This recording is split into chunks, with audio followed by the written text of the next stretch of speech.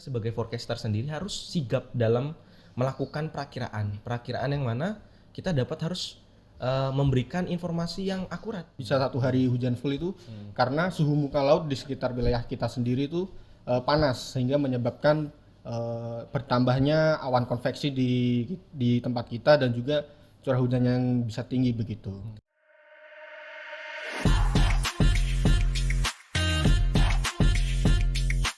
Salam jumpa pendengar maupun pemirsa RRI Net dimanapun Anda berada. Jumpa bersama saya Putra Arianto dalam podcast edisi hari ini.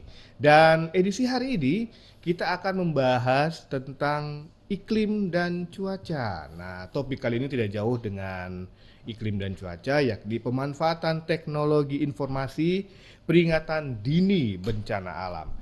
Sudah bersama di studio podcast dengan kakak-kakak berdua dari BMKG Manokwari, Badan Meteorologi, Klimatologi, dan Geofisika Manokwari. Dengan hormat saya sapa Bang Rohman. Ya, halo. Bang Rohmat ya? Iya. Oke. Rohmat, Pak. Oke, selaku forecaster dan juga Bang Arga Prayoga sebagai pengamat meteorologi dan geofisika. Ya, selamat pagi. Salam jumpa. Ya, salam jumpa. Oke. Apa kabar hari ini? Ya, baik. Baik. Kalau kita ngomongin cuaca hari ini dan kemarin-kemarin itu cuacanya cukup fluktuatif. Ya, betul. Dan ini kebetulan banyak pertanyaan umum dari masyarakat. Apa sih yang terjadi di Manokwari? Apakah ini masuk musim penghujan kah, musim panas kah, atau pancaroba? Ya. Tapi sebelum Saya udah mau jawab aja. Betul, oke. Sebelumnya kita mau sampaikan bahwa pemanfaatan teknologi ini dalam menghadapi dinamika alam dan juga potensi bencana yang semakin kompleks, teknologi informasi telah menjelma menjadi tulang punggung yang tidak tergantikan dalam sistem peringatan dini. Dari gempa bumi, terus kemudian banjir, kemudian kebakaran hutan, terlebih dengan gempa. Nah, ini memanfaatkan teknologi. Bagaimana masyarakat bisa memanfaatkan teknologi dengan baik ya? Terlebih dengan keadaan cuaca yang tidak begitu menentu di akhir-akhir ini di sekitar Manokwari. Seperti apa dan seperti gimana penjelasan dari kakak-kakak dari forecaster ini? Ya, Bang ya. Dan tadi kita sudah sebutkan bahwa Manokwari ini sudah mulai gimana fluktuatif ya. Iya, betul. Dari kita dapat lihat secara secara kita melihat ke belakang dulu, Pak.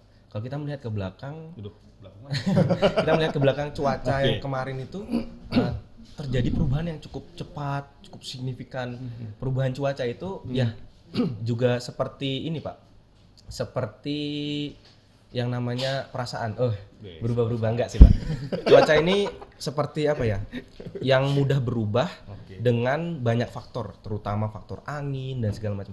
Khususnya di Manokwari ini sangat berpengaruh terhadap topografi wilayah atau wilayahnya di sekitar pesisir dan ada daerah pegunungan di mana proses penguapan itu terjadi sangat cepat dan perubahannya itu juga sangat cepat. Yang mana kita sebagai forecaster sendiri harus sigap dalam melakukan perakiraan yang mana kita dapat harus memberikan informasi yang akurat. Itu kita dituntut untuk memberikan informasi yang akurat dengan kesiapan kita untuk melihat keadaan sekitar, khususnya terutama di Manokwari ini yang sangat berpengaruh terhadap topografi wilayah. Ya, mungkin Mas Arga yang tambahin. Baik. Kalau teman saya tadi sudah menjelaskan secara lingkup kecil ya. Mungkin saya jelaskan secara lingkup globalnya. Lingkup globalnya sendiri untuk saat ini di kondisi atmosfer di atas kita itu sendiri untuk El Nino dan La Niña sendiri itu bersifat netral dan juga EOD juga netral. Tapi yang memiliki pengaruh sangat besar untuk saat ini di mana pertumbuhan curah hujannya sangat tinggi, bisa satu hari hujan full itu karena suhu muka laut di sekitar wilayah kita sendiri itu panas sehingga menyebabkan bertambahnya awan konveksi di tempat kita dan juga curah hujan yang bisa tinggi begitu. Jadi itu yang menyebabkan bisa cepat shiftingnya begitu, cepat bergantinya, berubah-ubah. Seperti itu. Jadi kalau bisa disimpulkan, Manokwari ini musim panas kan musim hujan nih, Bang. Nah, coba Mas Arga. Ayo. Untuk ini mungkin musim kemarau ya, sudah masuk musim kemarau jadinya.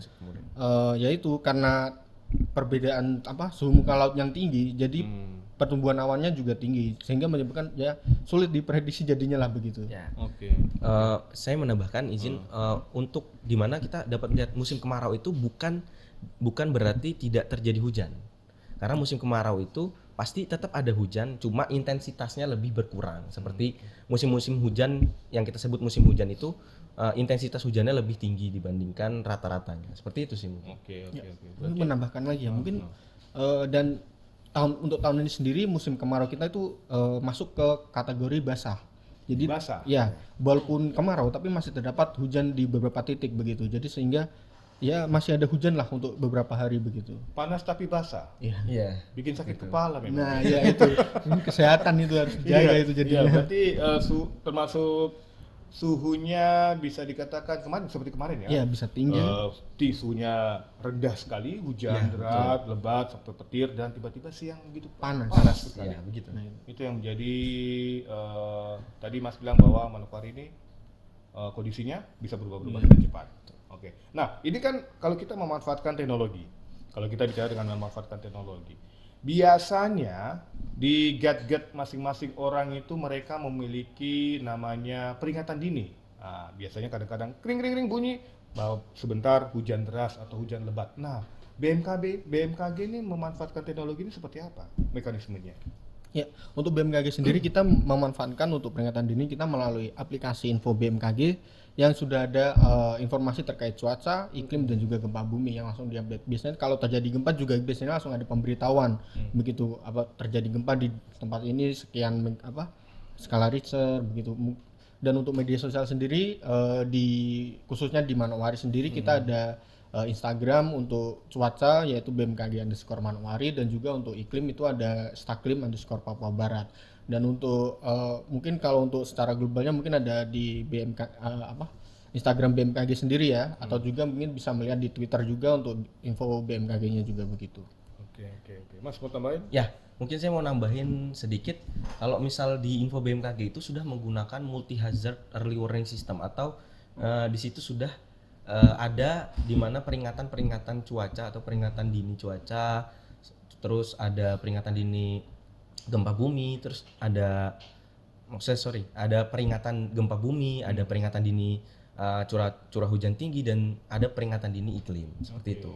Dari aplikasi ataupun laman yang BMKG rilis ini kita bicara soal keakuratannya kira-kira berapa persen? Betul. Di mana tingkat akurat BMKG dalam sistem komunikasi atau teknologi ini, alat-alat BMKG itu sudah mengikuti perkembangan di mana yang kita bisa lihat atau menggunakan satelit dan radar itu kita bisa lihat kalau misalnya diverifikasi itu kemungkinan besar kurang lebih dapat mencapai 70 hingga 80% seperti itu. 70 sampai 80% ya. Ya. Oke. Mungkin kalau misalnya di dalam cuaca itu kan banyak pengaruhnya. Yang namanya kita mempercayai sebuah peringatan yang dibuat oleh alat itu pasti ada sesuatu yang bisa kemungkinan terjadi secara signifikan seperti itu kan. Cuaca itu banyak pengaruhnya. Ya, balik lagi ke situ. Banyak pengaruhnya dan dapat disebabkan perubahannya itu oleh apapun seperti dinamika atmosfer yang ada di wilayah tersebut. Jadi cepat berubah. Ya. Oke. Dan untuk ada kendala nggak dalam menjalankan aplikasi ini atau laman resmi ini? Untuk kendala yang dialami masyarakat begitu atau bagaimana? Untuk yang dialami masyarakat mungkin apabila terdapat istilah-istilah kata yang mungkin tidak dimengerti begitu, tapi kita juga sudah menyediakan sendiri untuk glosarium. Di situ bisa kita baca apabila terdapat istilah yang belum dimengerti, jadi masyarakat bisa langsung memastikan informasi itu benar atau tidak dengan cara melihat glosarium tersebut untuk melihat istilahnya apabila mau mengerti lebih lanjut begitu. BMKG ini ada laman selain laman resmi ada aplikasi resminya nggak? Untuk laman resminya di www.bmkg.go.id. Lalu ada di aplikasinya itu Info BMKG. Info BMKG yang dapat di-download secara gratis di App Store maupun di Play Store. Seperti itu. Pertanyaan umum juga. Ini masyarakat kan memiliki apalagi Manokwari ini kan masuk dalam Ring of Fire. Ring of fire, kalau kita bicara soal ring of fire selain cuaca, untuk mendeteksi dini gempa ini apakah sudah ada dari BMKG atau memang masyarakat harus mewaspadai secara mandiri? Ya, untuk gempa sendiri kita terdapat 2 stasiun untuk di Papua Barat, Papua. Untuk di yang paling dekat dengan kita sendiri itu kita punya di Sorong dan juga ada di Nabire. Itu terdapat 2 alat yang sudah mengover di Manokwari. Seperti yang kemarin gempa yang kita rasakan, itu informasi juga sudah masuk di info BMKG. Sehingga masyarakat juga bisa langsung mengetahui berapa sih skalanya yang terjadi gempa tersebut dan di daerah mana saja yang dirasakan begitu. Dan juga bahkan masyarakat bisa langsung mengonfirmasi apakah di tempat tersebut merasakan gempa begitu. Bisa langsung memberitahu begitu. Mas Tambah? Ya, karena sistem kita udah terintegrasi langsung lewat aplikasi maupun AI yang berhubung langsung dengan SMS dan segala macam, itu dapat dapat memitigasi dengan cepat untuk masyarakat atau mengevakuasi masyarakat untuk penanggulangannya. Jadi lebih cepat seperti itu. Oke. Untuk meminimalisir korban jiwa akibat gempa maupun banjir gitu. Terlebih di gempa. Sebelum gempa ini BMKG sudah tahu nggak kalau akan terjadi gempa? Oke. Ini pertanyaan yang sering sekali ditanyakan. Maksudnya BMKG sampai saat ini bukan BMKG saja. Gempa bumi itu tidak dapat diprediksi. Betul. Ya, karena itu datangnya dari alam. Tapi kita dapat mengantisipasi atau dapat memitigasi dengan kesiapan diri sendiri. Bahwasanya kita secara tidak langsung mempersiapkan kalau misal terjadinya gempa bumi, kita harus membawa tas siap siaga yang berisi surat-surat berharga, P3K, terus persediaan makanan dan segala macam itu harus disediakan dalam satu tas untuk misalnya sewaktu-waktu kalau misal ada yang tidak diinginkan, misalnya gempa bumi yang tidak diinginkan dan dapat membahayakan atau magnitudenya terlalu besar dirasakan, itu dapat langsung memitigasi diri sendiri. Itu yang paling utama kita anjurkan, dan menjauhi ketika terjadi gempa bumi, menjauhi bangunan-bangunan yang dapat membahayakan diri sendiri, seperti itu. Mas Arga? Ya, seperti yang dijelaskan teman saya tadi, untuk mitigasinya juga sudah dijelaskan juga apabila terdapat gempa bumi begitu. Mungkin lebih ke ini sih, cara-cara mitigasinya juga. Apabila terdapat gempa bumi mungkin bisa sembunyi di bawah kolong juga dulu, sebelum baru tenang baru kita keluar dari rumah, atau jangan terburu-buru untuk keluar dari rumah atau berebutan untuk keluar dari gedung, karena biasanya karena panik itu sendiri yang malah menyebabkan terdapat banyak korban jiwa begitu. Jadi sebisa mungkin hadapi dengan tenang dan jangan panik agar tidak terjadi hal yang tidak kita inginkan begitu. Intinya jangan panik. Patut digarisbawahi juga tadi yang dibilang kalau gempa bumi itu tidak dapat diprediksi. Tapi dari BMKG sendiri memaksimalkan atau sudah sangat baik menyampaikan atau terintegrasi langsung kepada informasi-informasi yang akurat atau real time untuk menginformasikan kepada masyarakat secepat mungkin untuk memberitahu ketika ada gempa. Tadi kita sudah ngomongin gempa, ngomongin cuaca, iklim. Nah, ini berpengaruh nggak terhadap dengan perairan di Manokwari? Khususnya untuk para nelayan ini yang mau berpergian ke luar. Ya, untuk perairan sendiri mungkin lebih ke ini sih, melihat gelombang laut ya mungkin ya. Apabila terdapat gelombang tinggi atau tidak, itu juga bisa kita lihat informasinya di info BMKG sendiri atau melalui juga Instagram. Biasanya di situ juga diupdate untuk terkait informasi gelombang tinggi yang terjadi di sekitar wilayah perairan Manokwari itu sendiri. Jadi mungkin teman-teman juga bisa lebih mewaspadai apabila terdapat gelombang tinggi atau angin kencang, sehingga para nelayan bisa tahu kapan waktu terbaik untuk nelayan gitu, biar tidak ada hal yang tidak kita inginkan. Oke, kita berada di closing statement. Mungkin ada Mas berdua yang mau ingin sampaikan sebagai penutup acara? Ya, mungkin lebih ke info BMKG, dan kami BMKG sudah menyediakan informasi yang terkait cuaca, iklim dan juga gempa bumi. Jadi mungkin lebih bisa langsung melihat di info BMKG atau website kita atau juga media sosial yang kita punya. Dan juga jangan pernah percaya terkait berita-berita hoax yang terjadi di masyarakat, bisa langsung konfirmasi melalui kita juga agar tidak terjadi kepanikan yang seperti saya jelaskan tadi begitu. Mas? Ya, kalau dari saya closing statement ya. Closing statement berarti simple ya, Pak? Simple. Oke. Singkat jelas. Bijak dalam menggunakan media sosial, bijak dalam menarik kesimpulan informasi. Itu saja Pak. Dari BMKG sendiri sudah menginformasikan dengan cukup mudah dipahami oleh masyarakat. Untuk terakhir, ada nggak hotline untuk menerima pengaduan dari masyarakat BMKG ini? Nomor WhatsApp. Ada.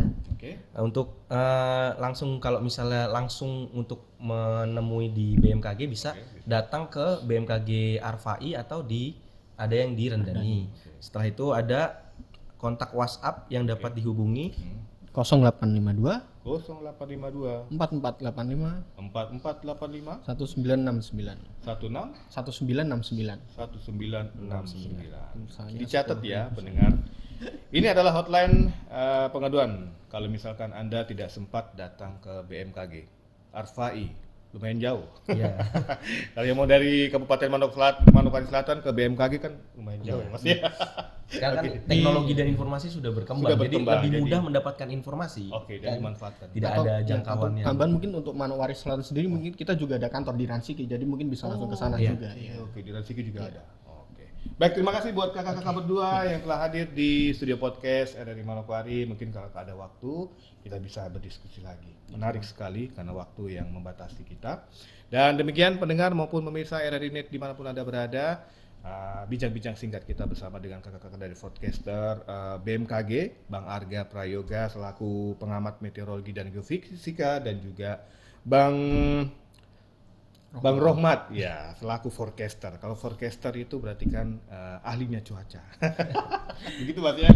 Baik, terima kasih. Kita jumpa lagi dalam podcast berikutnya. Saya Putra Arianto pamit undur diri mewakili kerabat kerja yang bertugas hari ini mengucapkan terima kasih atas perhatian Anda.